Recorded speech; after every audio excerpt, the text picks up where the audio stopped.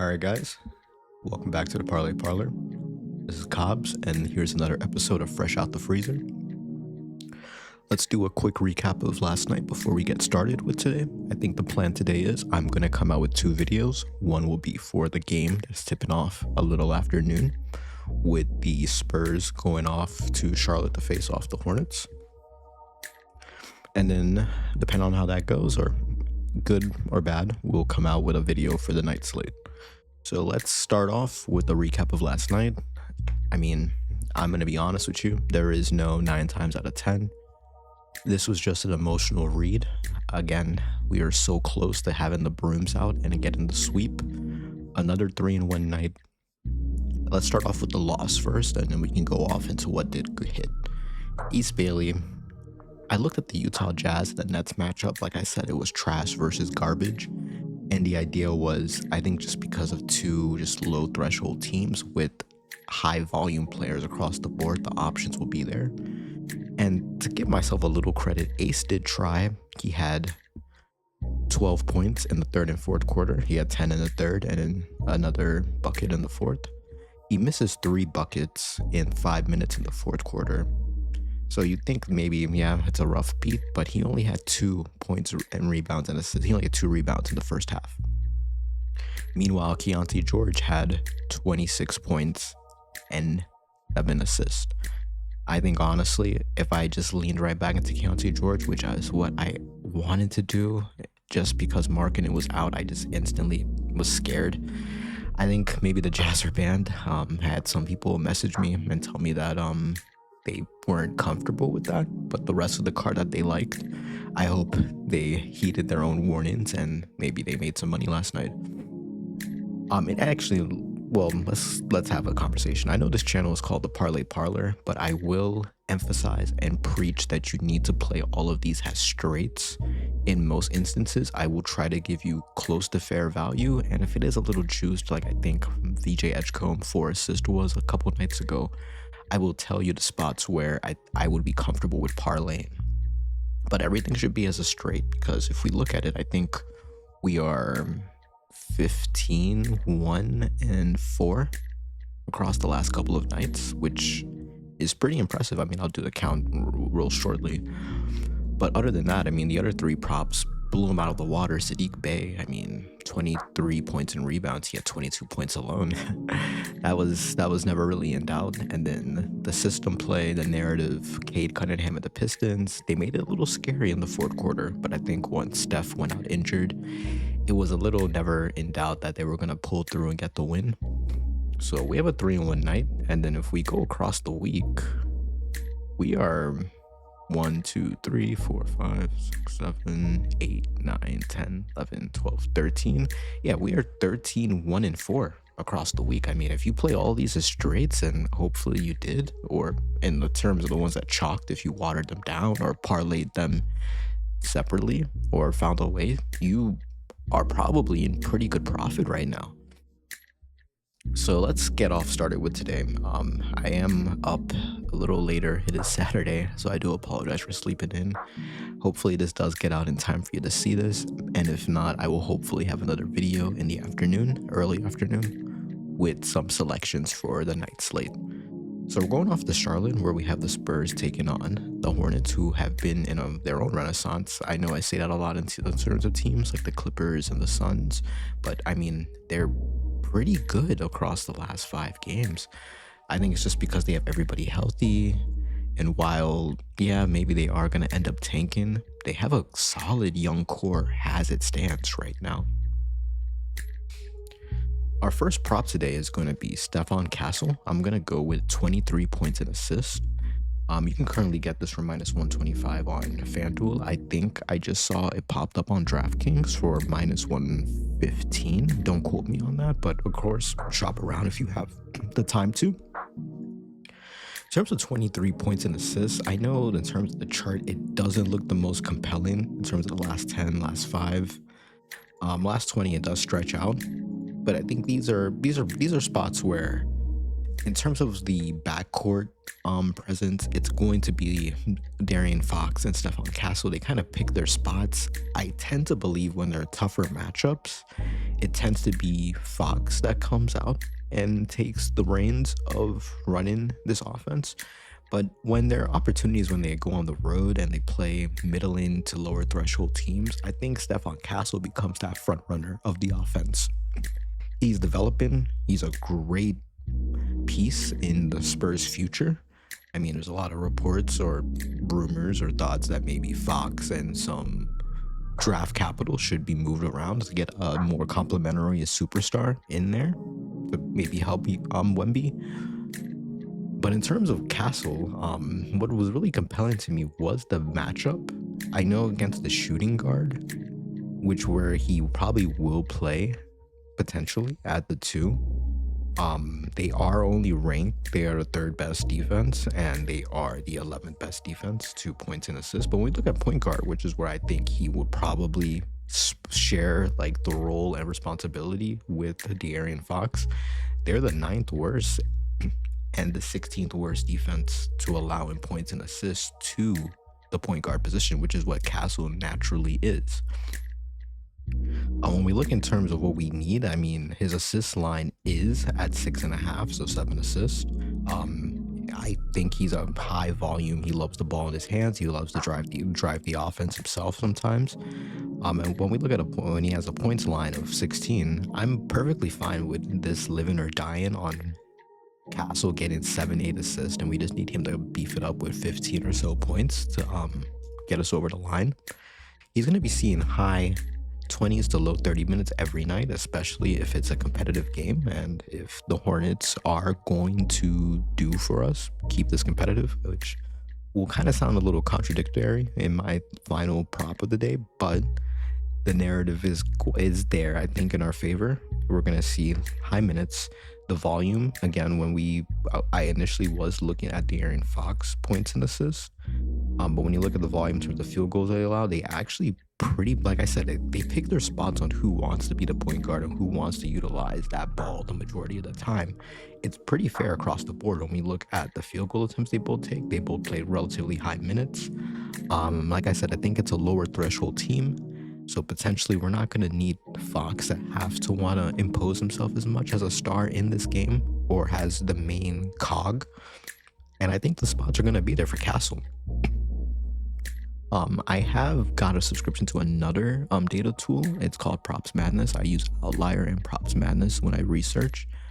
When we look at the spots where Castle likes to score, he likes to go to the rim, he likes to give you a little floater, and he will pull up every once in a while. When we look at the defense of the Hornets at those specific zones, they're relatively middling to bad. I think this definitely plays into our favor when we give him the options of just getting his points, which I said we want probably in the space of 14 to 16 points, and he beefs it up in the rest assist. Like I said, you could look at De'Aaron Fox. I believe this is going to be Castle's role. It's going to be his offense to run today. If things get out of hand, that could potentially change, and you'll see in my 4th prop, which isn't going to go on the card. We're going to go with 3 today, but I'll give you what will be the first lean, I think, because I always say I like, and funny enough, when we don't go for the sweep, the props that I like tend to hit sometimes. So Stephon Castle, 23 points and assist. I like it. Let's move on. Also, I guess another one, Devin Vassell is back in the lineup. He is going to get low minutes. I would be careful about that if you're looking at him. I don't think it takes away much from Castle, but it could take away from the 4th complimentary prop. But let's move on. We're going to go for the alien himself, Wembayama. We're going to take 37 points and rebounds. Currently, you can get this at pretty fair odds across all of the books. I was initially leaning at 11 rebounds, 10.5, at rougher odds, -122, but I'm just thinking that I think he is getting his full threshold of minutes again. Since coming back, he's no longer coming off the bench. He's starting. He's in his most recent game, which were all close, and they lost 2 games against the Rockets, the loss to the Pelicans. He's getting low 30s, high 20s, no matter what. Field goal chances. He's getting a high yield, 15, 16 shots, 14, 21. He's going to go to the line. He will get challenged. Hopefully he gets challenged on a couple threes. In terms of the volume, this is the highest prop I've taken in terms of a line and the number that a player needs to get, but I wouldn't feel comfortable with taking it under. The defense of the Hornets, I will warn and caution you, they are the fifth best defense and the best defense at defending the center position. Diabate and Kalkbrenner and Miles Bridges, when they need to, more definitely not are capable of defending that front court. And crashing the rim and getting boards off of centers sometimes, which is what I initially had me kind of balk at taking the 11 rebounds straight up. But again, this is Wemby. He's one of the best players in the world. Taking an under on someone like this in a matchup that's not, this is the Rockets, I would take that under, to be honest with you. It's just, funny enough, he exploded with 28 points and 16 rebounds a game before, but I was thinking about the first matchup this season when he didn't do as well. But again, I mean, the narrative would be OKC, Boston, Cleveland, Milwaukee, teams which he's recently gone up against, Minnesota. I would be more comfortable taking that under, but in a noon game, I have a feeling that we're going to see something crazy from Wemby today. I hope. The rebound opportunities will be there. I mean, he's a center. The matchup is going to be Diabate and Kalkbrenner, who, while maybe against other teams' center, I would be concerned about those two big men going up against them. But this is Wemby. We're talking about a guy that's 7'5", every bit of 7'5", going on to 7'7". I mean, he can just get the ball. In terms of the offensive output, it's there. I wouldn't be too concerned of similar centers or other centers that have played the Hornets recently, because they're just not, they don't have the offensive utilization of Wembanyama. If we go over to props.madness, we see where Wemby scores the majority of his points. At the rim, of course, is attacking it. 26% he is shooting threes from. And when we look at how the Hornets defend the center to this, Diabate and Kalkbrenner, yes, they're young. They love to move down around the court. Even Miles Bridges, he can be that perimeter presence sometimes. There's only so much you can do when he's shooting over you. And again, that goes into, if they want to foul him, that helps us get some free throw attempts and closer to every bit of 26, 27 points. Wemby's points line for today, I want to say, is 26 and a half. 25 now. It's gone down. It opened at, it's fluctuating between 25, 27, 20, seems 24.5s. I'm not too concerned about this. I just felt bad taking just one with the rebounds, especially when we could see him have any kind of night. If you want to go with the triple-double, well, not triple-double, if you want to go with the PRA, you could see him at 40. It is just a little too high of a yield for me, in my honest opinion, but points and rebounds, the matchup is great. We're going to see him get full minutes, hopefully, if the Hornets keep this competitive. Like I said, it'll sound contradictory in my third line, but third prop of the day. We're going to see Wemby attack the rim. We're going to see him take shots. Wemby, it's Wemby. It's Spurs. It's the Spurs. It's the Hornets. They've had a good run of games. Hopefully they make it a good run of games, so it's not a blowout, because we still need this to be a competitive game for him to get us such a high yield. I mean, if Wemby has a career night and Fox has a great night, and Castle has a great night, then of course it can be a blowout, but we don't want it to be a blowout in spite of that. All right, so for the last prop, we're only going to go with 3 today, because I am going to come out with a video later, like 3 official props. I'll give you the lean last, as you can see Keldon Johnson in that corner. I'm going to take the Spurs straight up. The money line was minus 180. It was juiced. It opened at 150. I wanted to do that, like maybe a parlay piece of minus 150 along with one of these other guys. You could potentially look at the first half money line, but we are talking about a Hornets team that loves to play at home. It does seem kind of odd that in the last 10 games, the last 5 games, they've been phenomenal. They've covered a spread in 5 out of 5. They've won 3 of those games. They've gone on a great run right now. I mean, no, they beat Orlando, they beat Washington, beat Philly. Yeah, they're on a run right now. They've won the last 5 games. They've won 7 of the last 10 games. Wow, they've on a good run. That doesn't daunt me too much. I just think that yes, they've done well. They're playing a banged up Mavericks team. I mean, when we look at a lot of these performances, bang the Mavericks team, bang the Memphis team, a Philly team that's hot and cold. I mean, this was a diabolical night. I mean, I remember Maxey only made 2 buckets the whole time. The Wizards and again Orlando, who are topsy-turvy in their own regard. I mean, they lost to Cleveland. I think things come to form today. We're talking about a Spurs team who are on a good run of form themselves. They just came off a win at Houston. Not that far of a travel, and they've had rest. I like the spot for this. You could potentially look at the first half, but again, we are talking about a resurgent Hornets team who, for as much as that commentary team does well to make the crowd go, and I guess it's for TV, I like the Spurs in this. The matchup is there. We had a line that opened up at 3.5. It's gone into 4.5 now. Public money. Yes, we could look into that. Is it a Vegas trap? Not necessarily. I don't like looking at charts like these because at the end of the day, this just kind of looks at where the line is at and how people react to it. We can't necessarily say that the books have moved anything. It's only gone up 1 or 2. They still think that yes, while the Hornets are on a great run of form and they will keep this competitive, and we hope we keep it competitive for these other props that we have across the board. We are going Spurs heavy. I think if I focus on a team, I am better off with finding certain spots and narratives and game scripts that align with the prop. I think the Spurs are going to win today. Don't think we're going to get any surprises. I hope we don't get any surprises. If we do, we'll have to try to do a little bit better in the afternoon slate, an afternoon video for the evening slate. But those are the 3 official props. We have Stephen Castle, 23 points and assists. We have Wembayama, 37, is it 37 or 36?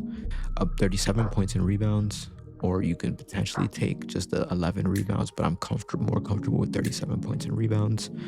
And we have the Spurs, -5, -4.5, or -5 points for the spread. The complimentary pick, or I guess the lean that I like, Keldon Johnson, his points line has gone up. This was originally 11.5. Let's refresh the page. Let's see. Yeah, it's gone up to 12.5. I really did like this pick. Points. I have points and assists. Points, 11.5 points. He's hit this consistently. He is going to come out with the second unit, but he is still getting low to mid 20s. If it's a competitive game or a script where it could potentially be a blowout, he will see higher minutes, I think, or a more competitive game where he comes in and does a good job. In terms of the field goal attempts, volume. It's what I preach about. He can cover this in points alone. I mean, we were taking points. I guess I was looking at points and assists, but it was taken off the board. I could have sworn I saw this at 14.5, 13.5.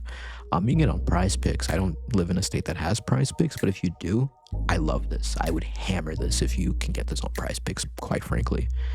But in terms of the points, we're getting the volume we need. He's attacking the rim. He's taking threes, playing minutes. He does foul. He plays a little rough. Let's see if points and rebounds are available. Points and rebounds are available. Can we get that 15.5? You can get it at 15 and a 16.5, but let's go with the points. Let's just go with the points straight up. We're getting the volume. Again, he's taking so many shots. He's attacking the rim. Yes, they are the 8th best defense when it comes to defending the small forward position, but I'm not mad at it. I think in any lineup, if he does come out with the second unit, he's probably going to be supporting the likes of Cornet, probably Barnes. They might even try a lineup of at the small forward instead of Champagny. We can see Keldon Johnson, depending on how streaky Champagny is with his shots. We can see Wemby go to the 4 and Cornet play the 5, quite frankly. When we look at the zones that he likes to do the best at, he likes to attack the rim. He likes to score within 10 feet. When we look at how the Hornets defend small forwards at the rim and within 10 feet, middling to not that good, low threshold. I don't really like play type analysis. I am still learning how to use Props Madness, to be quite frank with you. I did just like how it does kind of conceptualize and put on a graph where you can expect to see a player get their points or opportunities from. If we look at recent small forwards to play the Hornets, Klay Thompson, Cooper Flag, Kelly Oubre, Dominic Barlow, Will Riley, they're cooking. Not Will Riley and not Caleb Martin, but the likes of Flag, Thompson, Champagny himself, the other Champagny, and even Noah Penda over on the Magic. They have hit their points line. In terms of the matchup, it's there. While the Hornets are a good defense of the small forward position, I mean, Keldon Johnson just plays with such high energy and vigor. I'm not that concerned of this, even though I don't tend to take bench players that often. But I do think with the idea of a second video coming out today, I don't feel too against the idea or concept of giving you just one side, and I think the side today is going to be the Spurs. Points and rebounds, you can definitely take that. At 17, it's a little too high for me in my liking, but the value is phenomenal there if you do decide to do that. The rebound opportunities are there. Honestly, he gets them at a high throw. Yeah, he converts them pretty well. If we look at the matchup, again, the Hornets do have a pretty good front court presence with the likes of Bridges, Diabate, and then you're probably gonna have Kalkbrenner coming off the bench. So let's play it safer. Let's just get it done sooner. Hopefully, with the points, he gets this done when he comes out with the first rotation. If you're still here after 22 minutes, I do appreciate it. If you could like, subscribe, comment on what you thought on the props today, what you're rocking with, what you're not rocking with, what you yourself are gonna play. Please let me know. Or I can give you some advice, give you my thoughts, or maybe you're gonna make me some money today. Just like how I hope to make you some money today. Like I always close off every video. Gamble smart, gamble responsibly, gamble what you're willing to lose, and may the odds be ever in our favor. Peace out.